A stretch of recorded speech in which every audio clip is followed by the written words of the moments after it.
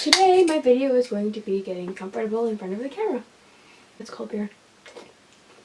I live in Alberta and it's cold in the wintertime, so I have ice chunks in my beer because my beer was in my trunk because my sister and I went to Calgary was it last weekend? Feels like longer ago than that, but it must have been last weekend.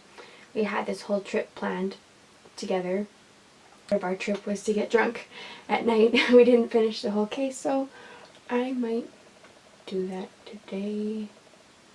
Yeah, we went to Calgary. The reason was, for the past 8 years, I've had this tattoo idea. And I know of this tattoo shop in Calgary, which is a 2.5-hour drive away from home, that I knew I wanted to get my tattoo done there. I knew it was the place that I wanted to go. I've heard a lot about it. I've been in there before, really liked it, so I talked to my sister and I was like, I wanted her to be there for that day, so her and I traveled to Calgary together for a weekend. We had the whole weekend planned out. She got her belly button pierced with me, and we just made a thing of it. It was really cool because in the last year and a half, my sister kind of moved. It was kind of like a slow process to her boyfriend's house. It wasn't like an official, okay, well now I'm gonna live here, peace out, pack my things and leave kind of thing. It was kind of a, she would spend a night and then 2 nights and then a week and then 2 weeks and then a month and then 2 months and then all the time at her boyfriend's house. And we've never really said anything officially about it, but it happens slowly and I don't get to see her as often anymore. So to be able to spend a weekend with her, that was really cool because she's my best friend. She's my favorite person in the whole world. She's been there every day since she was born. We've always gotten along. We have memories, well, I guess more fake memories, things we saw on home videos or whatever, but of examples of how we've always been sisters. We've always been what sisters are supposed to be. Like, when she was probably less than a year old, she was in the high chair that we had, and I had this big bird stuffed animal that was about this big, and she would be playing with it on her high chair, and then she would drop it, and then I would pick it up and give it to her, and then she would do that again and drop it, and I'd pick it up and give it, and it feels like the video is 20 minutes long, but it might have just been 7 since the last time I saw it. I don't know. But I would do that for her all the time, and she loved that big bird toy. Wow, bleh, words. And then that year for Christmas, we watched another home video where she got this present from Santa Claus, and she opened it up, and it was a big bird stuffed animal. And I was happier about it than she was. Not for the fact that I had to share my toy anymore, but I was happy for her, and I thanked Santa for giving Davin a big bird toy. She is the queen of spilling things. She is known for it, and there are more stories I could get into about that. A story I can tell you about how bad she is at spilling. We have cousins in London, Ontario, and her and I went together to go visit them.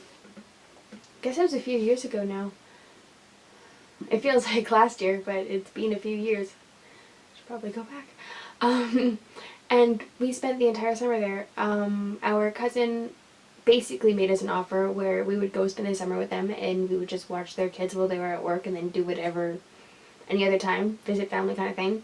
And on the weekends, we would stay at our other cousin's apartment, and it was 3 guys that were living there, 3 youthful, fun gentlemen. And we would get completely wasty pants every weekend, because what do you do when you're visiting family? You get drunk, duh. I've proven that twice already. So, she got really bad at spilling. She is, and it gets worse when she's drunk, as everything does when you get drunk.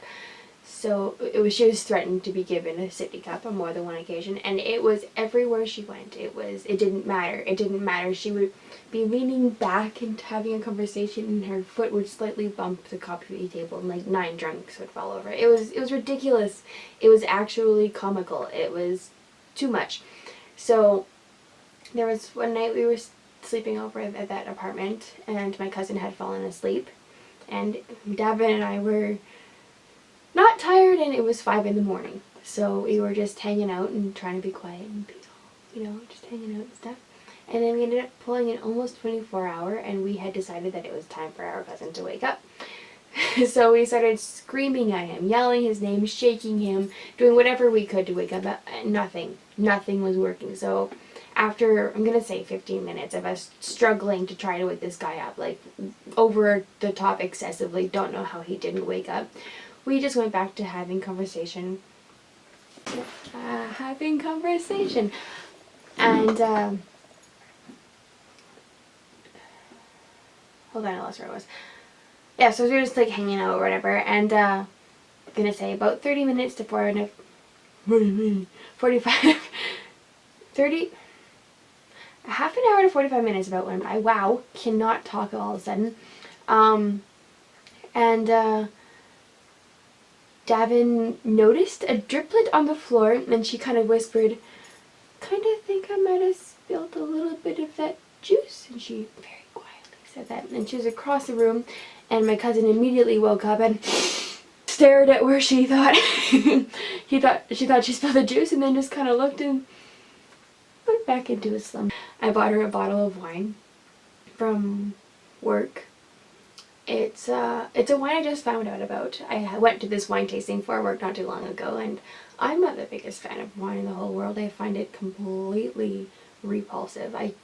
Every batch of it just tastes like a badder or worse or differenter version of horse pee and vomit. That's what it is to me. It's disgusting. I don't know how many people like wine. People are like, "Oh, I taste chocolate," and I feel like if you just stabbed a straw into a rotting piece of fruit and said, "Oh, it tastes chocolate," it would be the same thing. That's how I feel. I actually think that I could just make up flavors as I'm drinking wine, and somebody in the room is gonna be like, "Oh, you know what? I get that too." Like, I think it's just all just a made-up fantasy about liking. I don't believe in liking wine. I don't think it's a thing that exists. There was one glass of wine there that I had. It was a rosé, both made out of both red grapes and pink grapes, and it's cotton candy. And it, at the beginning of it tastes sweet, and then the ending of it tastes like wine. So I liked the beginning of it, actually. I did enjoy it. So, and my sister is a wine drinker. She does enjoy it. And so I thought it would be nice for me to buy her a bottle of wine for our trip. But let's move on topics instead of me talking about my sister forever. YouTube. I don't know where I want to begin with this at. I decided to make YouTube videos, so let's start there, I guess. It's a hobby for me. I don't know what I want to be when I grow up yet, and I know that this might not be it, and I'm not thinking that I'm going to make it into a career. However, I thought it would be fun to do this because it's totally where my head's at. It's totally something that I know I can enjoy because I like attention. I like people paying attention to me, and I think it's really cool that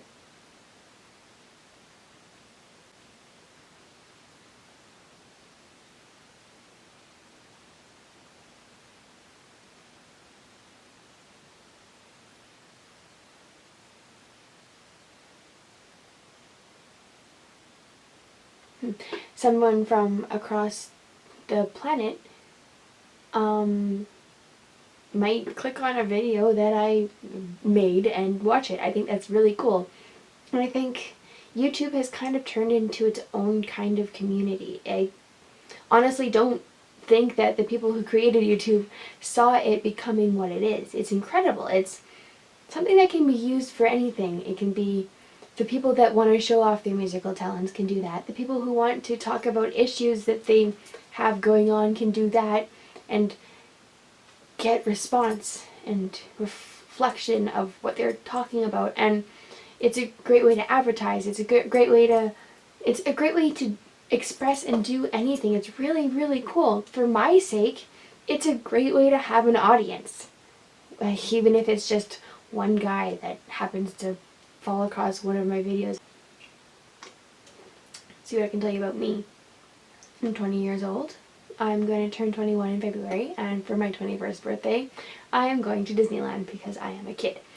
The biggest reason I decided to go to Disneyland for my birthday was because I had turned 11 there, and I remember turning 11 there like it was yesterday. I remember Goofy singing happy birthday to me over the phone and wearing a sticker that had my birthday name and stuff on it, and being able to ride the Peter Pan ride 6 times in a row because Tinkerbell's my favorite Disney character and I hadn't seen her, so I was just keep going until you find her. And I thought it'd be kind of a cool thing to do a decade later. I'm also really weird, and I'm really known for being really weird. I have a different line of okay than other people do, and I scare a lot of people away, and I always have. Let's see, I was bullied throughout school pretty hard, and there's a lot I could go to in this topic, because when you're in school, when somebody's mean to you, it's everything at that point. It is everything that matters, and it's your life at that point. Your school is your life. That's all you know. And you don't realize that once you get out of it, then it's done. Your brain isn't there in kindergarten. You're not thinking, well, once I graduate, it's done forever. Your head's not there. That's what you are at that point, is a student and a peer. That's all that's all the existence that you know, I guess. So one thing that really kind of hit home for me is after I graduated, realizing that the hardest time in my life was just over, and it didn't even matter anymore, and I'm the only person that remembers it.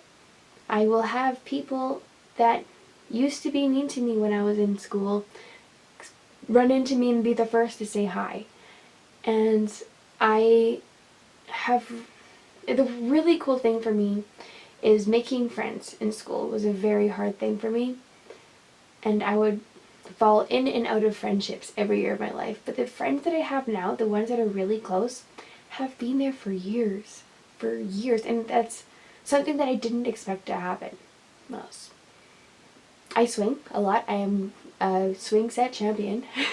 I've been swinging since before I could walk, and I swing for hours every day. Even in the cold dead of winter, I will go outside bundled up in like 94,612 different layers of clothes, and I will swing because I love it. And then I will come out back inside, and thawing is the most uncomfortable experience. Wouldn't wish it on my worst enemies. It is awful. It hurts. And my face is the worst for getting frozen, because my lips, as they are, don't have a proper structure to them. They just kind of move where they want to. Like, I'm pretty sure that the best lip reader would have a hard time with mine, because it's just kind of like, I'll do what I want. And it gets about 12 times worse when I get cold. It is worse for me to stand outside in the cold and have my face deformed than it is for me to get a needle in the dentist. It's truly that bad, and it's hilarious. My favorite animal is an elephant. My favorite colors are pink and green, but they're the colors I'm the least likely to wear.